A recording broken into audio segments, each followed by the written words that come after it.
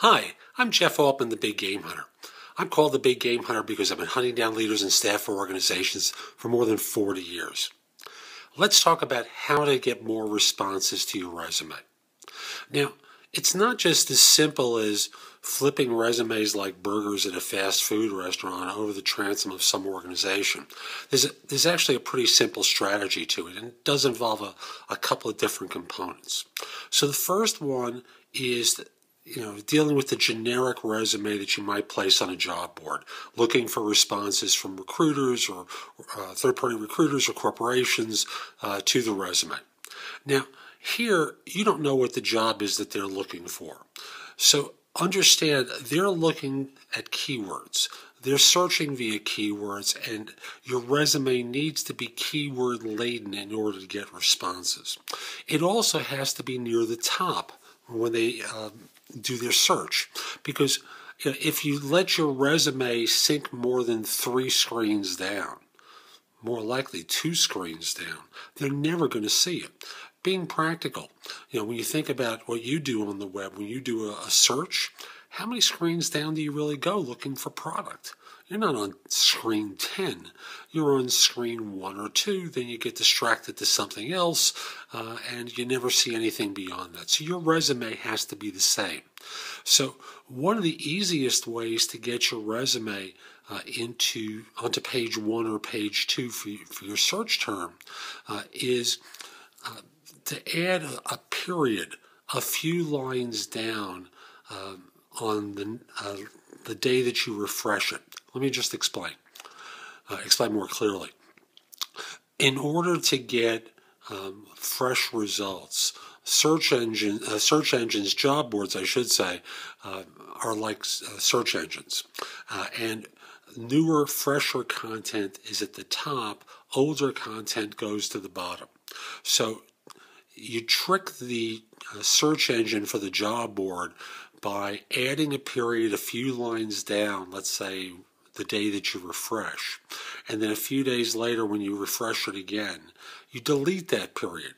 To the job board, that's a change to your resume, and it moves it to a high position. And that's really where you want to be consistently, is you want to be on page 1 or page 2 of search terms.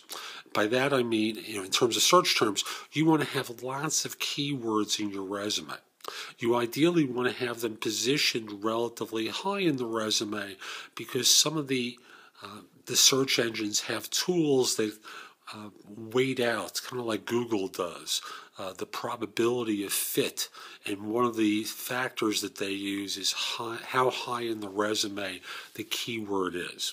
So recognizing that keywords are highly placed early in the search result. So that's for the generic one that you might put on a job board. For if you're submitting a resume to an applicant tracking system, and I'm not a big fan of that, I'll deal with that in another video, but assuming that you want to do that, the simplest thing I'm going to tell you to do is, again, keyword rich, but targeted toward the specific job that you're responding to. They don't care that you may have done 37 other things beyond the one that they care about. So they need to see things in your resume that demonstrate the fit, and you need to make it obvious to them.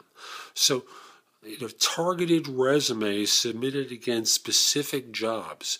Pretend a 6-year-old is reading the resume. Would your resume show a 6-year-old how you fit the job? If they have to make the 6-year-old stretch, the likelihood is you'll never get an invitation. Why do I talk about it being a 6-year-old?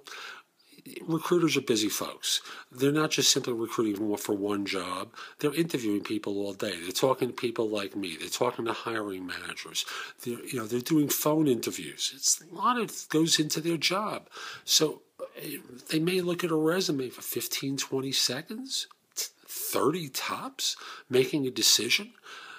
So you don't want to make it hard on them, because the reality is if they have doubts, they hesitate. They go to another resume. If they hesitate, the likelihood is they're not going to come back to yours and give you another interview. They're certainly not going to call you and say, what about this, what about that? Why? Because the next resume is probably going to have it. So make the fit obvious to them.